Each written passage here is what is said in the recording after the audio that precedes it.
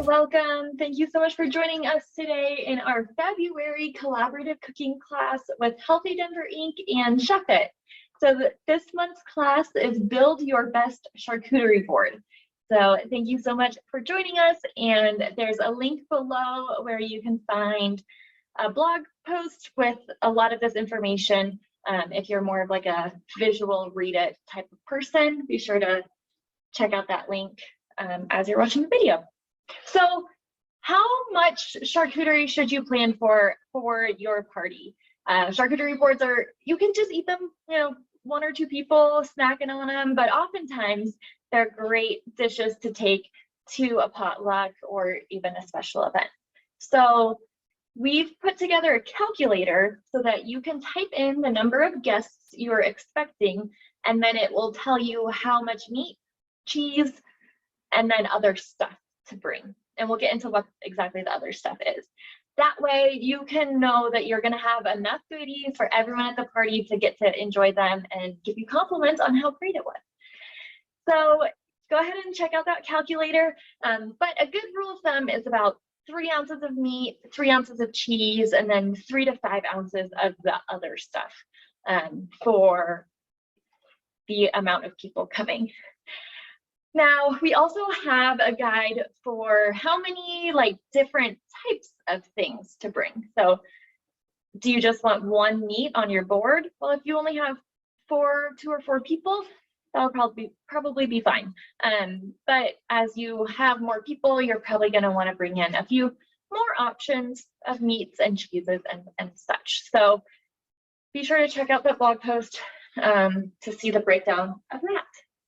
Now that we know about how much stuff we're going to need, where are we going to put all of it? I think one of the very fun parts of charcuterie boards is the board itself, and how many different fun types of boards you can use. So these are cake stands, but I actually like using these on charcuterie boards to help give you some extra height and some interest. So you can take your board and pop this in the corner, and that way it just gives you a little bit more space up here to keep items and add some extra visual interest. Now on any of these taller, slicker ceramic pieces, or keep in mind that things can slide off. So you're probably going to want to put your meats and cheeses. You could put sliced baguette or dried fruits on here. If you put a container like this on top, know that it could slide off if someone hits it. So just keep that in mind and plan to put slightly stickier things on this type of surface. And then the boards themselves. So you can go with rectangular wood boards. You could go, I've seen some really cool marble boards. There's also, of course, ceramic or slate, some stone looking boards that can be cool. So do you want rectangle or do you want round? Because there are some cool round options also. Almost any carrying tray could be used as a charcuterie board. And then you can get a really massive one if you've got a couple dozen people. A nice big round one like this can be a great tool. So, use the type of material you like. Personally, I really like wood, which is why I have so many of these wood ones, but I've also got this colorful one to keep things interesting. So have a lot of fun picking these out, picking out some boards that you feel like really either fit your theme or fit your personality and what you want to share. All right, so you've got your big boards, and then you can start thinking about kind of where you want to start putting some stuff on your board. Maybe you're going to add some cake stands for some height. Be sure to also think about some of these extra little glasses and serving helpers. Anything that's juicy or drippy, so maybe your olives or pickles, those kinds of things, you'll want to consider keeping in one of these in order for it to contain the juices. And also, whenever you just put them on a flat surface, they're probably like olives, they're gonna like fall over each other and get pretty flat. Whereas in here, you have a little bit more space to go up. So that will overall save you some space on your board. These are also great if you are going to include any dips or jams or jellies or spreads. You can use glass, you can use ceramic, really fancy decorated ones, or very like classic plain white. You may also have some items that you would want to consider putting a plate down. So let's say you have like a block of feta cheese and you want to drizzle some honey over it, and then people can kind of use like a knife or something to grab the cheese off. That might get messy if it's on your charcuterie board as is. So you can kind of contain the messy-ishness here and then pop that on your charcuterie board. And then it can also draw people's eyes. So if you have something that you really want to stand out and you want to make the focal point, you can also put it on a different color or different textured plate, and everyone's eyes will naturally go to that. So we've talked about the vessels and things for our charcuterie board. So let's get into talking about what food we're going to put on our charcuterie board. So the charcuterie board traditionally is meat and cheese. That's really what charcuterie stands for. So most people definitely keep their charcuterie boards very meat and cheese heavy. Some great meats to choose. I love like salamis and cured ham type meats along with a prosciutto.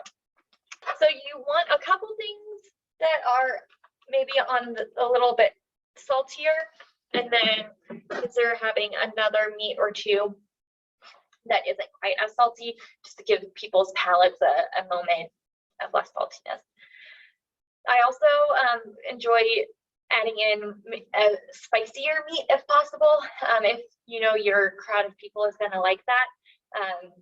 There's some really great like green chili crusted options here in Colorado, along with like a mortadella or something that's extra fatty like that. So mortadella is pork, and it has like, I'm gonna call them chunks. They're like buttons of fat marbled in.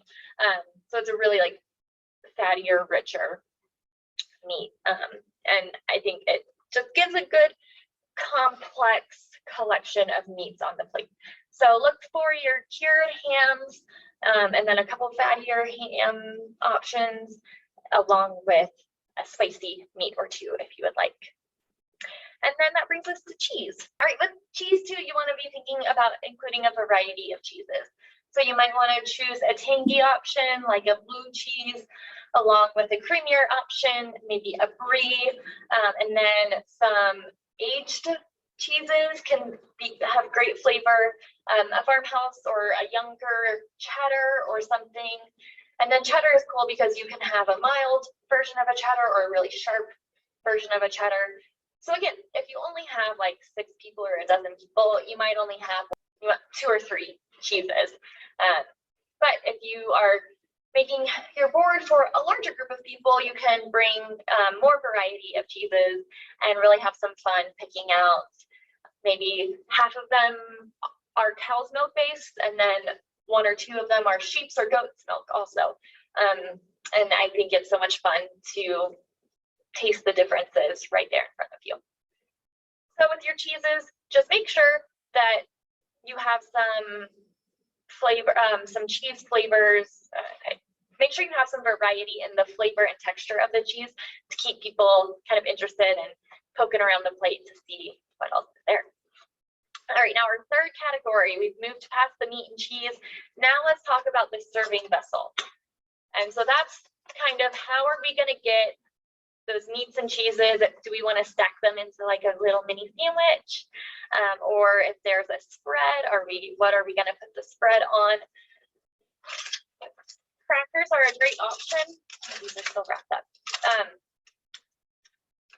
So finding a variety pack type of crackers can be really fun because there's already going to be a variety of flavors in there. There might be like a wheat one that's a little bit sweeter. There could be a water cracker that's like a very basic, very basic cracker. And then you might have some with like seeds or spices in them. Second great serving vessel is baguette or any other type of crusty bread. So let's say you're doing this and you're making your board kind of a California theme or something. You could use some sourdough, like San Francisco sourdough, and that would be a great option for a bread serving vessel. That bread you can slice into like 1.5 inches or so thick slices. Toast them in the oven, brush some olive oil on there, and then 400-degree oven for around 10 minutes or so.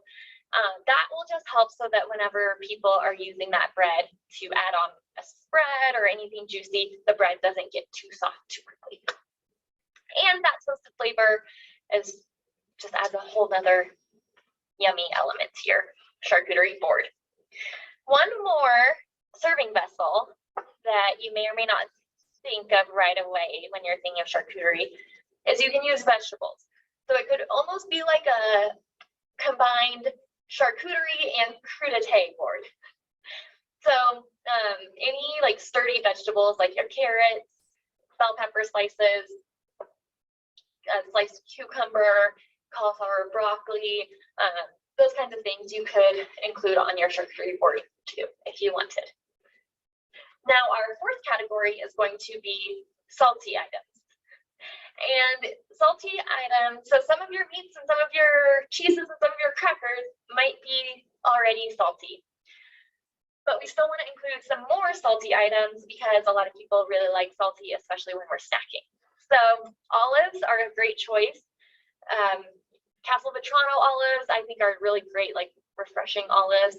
Greek blended olives or Greek black olives are a little bit more mild, but they're still like juicy and salty. You can also find like some stuffed olives, like blue cheese stuffed olives, garlic stuffed olives. There's roasted red pepper stuffed ones. There's all kinds of really delicious stuffed olives out there that you can play around with on your board. Pickles are another really great salty additional item. So you can buy, of course, pickles at the store. I like the smaller gherkins, or gherkins, cornichon are like the same. It's just English versus French. But like those little kind of bumpy pickles are great ones for charcuterie boards. Also, let's bring these carrots back out here. So you can pickle your own vegetables. Any vegetables that you might have in the fridge. Maybe you have some stuff that you don't know if you're going to use up or not. Before it goes bad. So before it goes bad, quickly make a pickling brine, pop your vegetables in there, and then you can add them onto your next charcuterie board as a serving vessel and a salty item. So you can like check mark 2 things with one. Your pickling liquid is pretty much equal parts water and vinegar, and then 2 teaspoons of salt for every cup of water. And then whatever extra herbs and spices you want to add in. So the process for that is measure out your water, put it on the stove and get that warming up, stir in your salt, and then let that come to a boil until all of your salt is completely dissolved in your water. And then I personally like to add the herbs right after I turn off the heat. There are brining liquid recipes where you can add herbs and spices while you're bringing the water up to temperature. I just personally, I think sometimes the spices can get really strong, almost verging on bitter or harsh. So I just like to limit the amount of time that those spices are exposed to heat.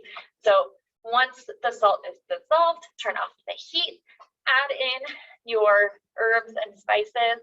Those could be peppercorns, bay leaf, cilantro seeds, garlic, crushed garlic, or chopped garlic, anything like that, red pepper flakes, cloves, you can use so many different things depending on kind of the flavor you like in your pickles. So, and don't be afraid to experiment, right? Once you have those herbs mixed in there, then you're going to add your vinegar in. You can use white vinegar. I personally do prefer using apple cider vinegar. I like that little extra flavor that the apple cider vinegar carries. And then you're going to take your vegetables and fill the jar with those vegetables, whatever you want to pickle. And then carefully pour the liquid into the jar, making sure that everything in that jar is submerged and covered. And if you have extra pickling liquid, but not extra vegetables, you can save that pickling liquid in like a glass jar. Just make sure it's not a reactive material in a glass jar, and save that. And then whenever you do get some more vegetables that you want to use, reheat it a little bit just because the temperature helps the vegetables still get in. It doesn't necessarily have to come to a full boil, but just reheat it and then pour it over your new jar of vegetables. Okay, so we went into a whole pickling conversation here with our charcuterie board building class, but I'm very passionate about reducing our food waste, and pickling can be a really great way to reduce wasting some of those vegetables. One last salty item can be salted nuts. So you can add nuts to your board that aren't salted. You can add them raw, toasted, salted. Nuts are a great thing to add to your board, and you can add them in many different ways. If you want some of that extra roasty, toasty flavor, like we talked about with the baguette, most nuts are really delicious. Just toasted at, again, like 425-ish, 7 to 10 minutes, just to get a little bit of extra brown color and flavor to that. Our next category is going to be sweet items. So with all of that salty and savory food, it's nice to have a couple sweet bites of things here and there and kind of balance out those flavors. So dried fruits are a great sweet element to add to your charcuterie board. You can also add fresh fruit. But dried fruit is nice because it is a little bit sweeter, and these, like dried fruit, you can keep in the pantry for longer than fresh fruit will last. So personally, I love cherries, raisins, but like golden raisins are great. Cranberries if you want a little bit of tart and sweet, and apricots. Also any like dried tropical fruits, like your mango or pineapple, those kinds of things are very delicious too. And then another sweet item could be jams and jellies. So it's like a fruity sweet item, but you can pop some jelly in something like this, or maybe a little bit more shallow one of these, and then people can scoop that out onto whatever they would like. You can also create a layer of, maybe you have brie and you can put a jam on top of it, and that way when people take their knife through the jam, through the brie on their bread, and it's a really delicious combination. One more sweet element you might want to add are chunks of chocolate. Everyone always loves chocolate, right? And so just kind of adding some chocolate chunks around can be a simple, quick way to add some more sweetness. And then our last category we'll talk about are dips and spreads. We already kind of talked about that with the jam and the jelly. But some other dips and spreads that might be a good fit for your charcuterie board could be hummus or olive tapenade. Maybe you don't want to have olives like this, but you can always grind them up and make a whole tapenade with that. Yes, really let your creativity run wild with including delicious dips and spreads to take your charcuterie board up another level. Alrighty, so we have our boards, we know how much we're buying, we know what we're buying. So now how are we going to arrange it? Whenever you go to build your board, think about what combinations you think are going to be really good together, and then put those items close to each other.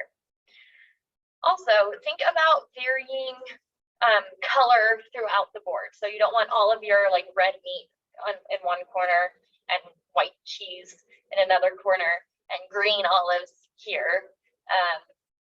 I mean, unless you're trying to make a flag or something.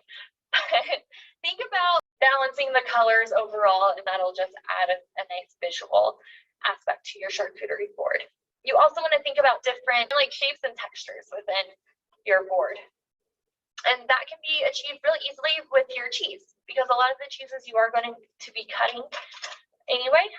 So you can have some cheeses in like longer sticks like this. You can cut others in wedge, sort of like door stops. You could do just tiny little triangles or cubes, and you can even do some longer like shaped type pieces.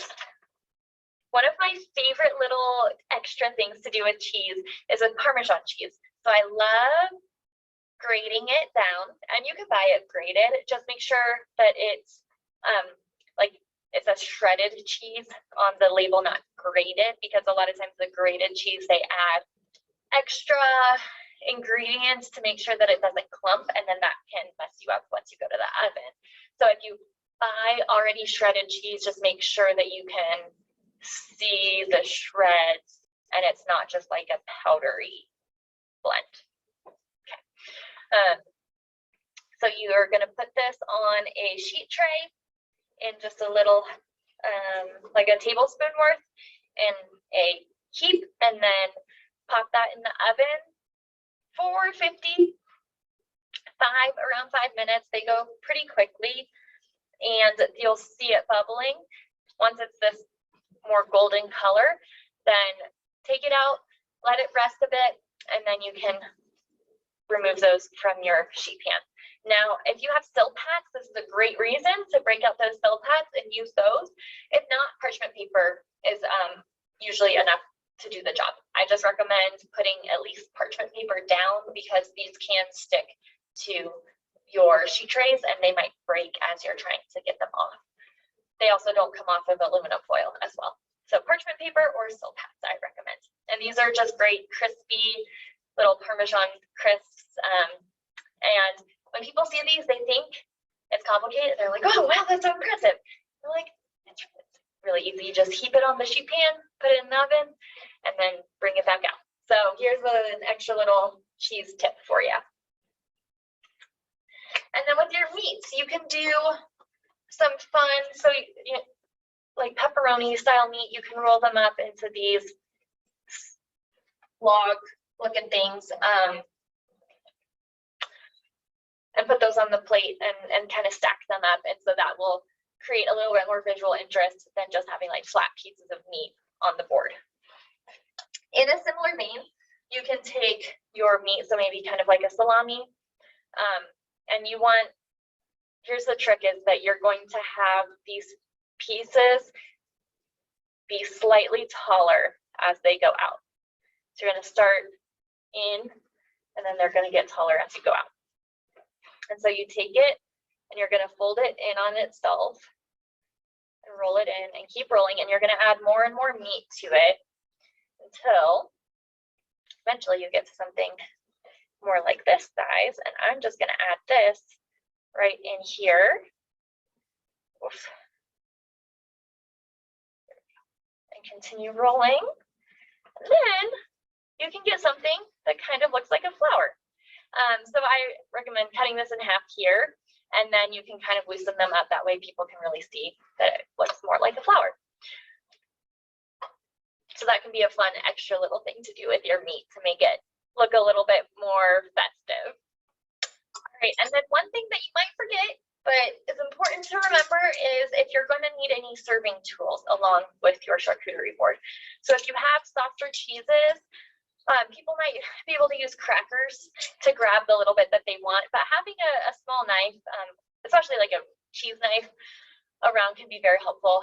Also tongs or little forks to grab the olives. Some of this depends on how close you are with the people who you're sharing this charcuterie board with. I know personally for me and my family, right, we don't mind if we've got our, everyone's just grabbing olives at the same time. But tongs and forks can be important to help prevent a little bit of that cross-contamination that can happen from different hands reaching for the same things. Also toothpicks.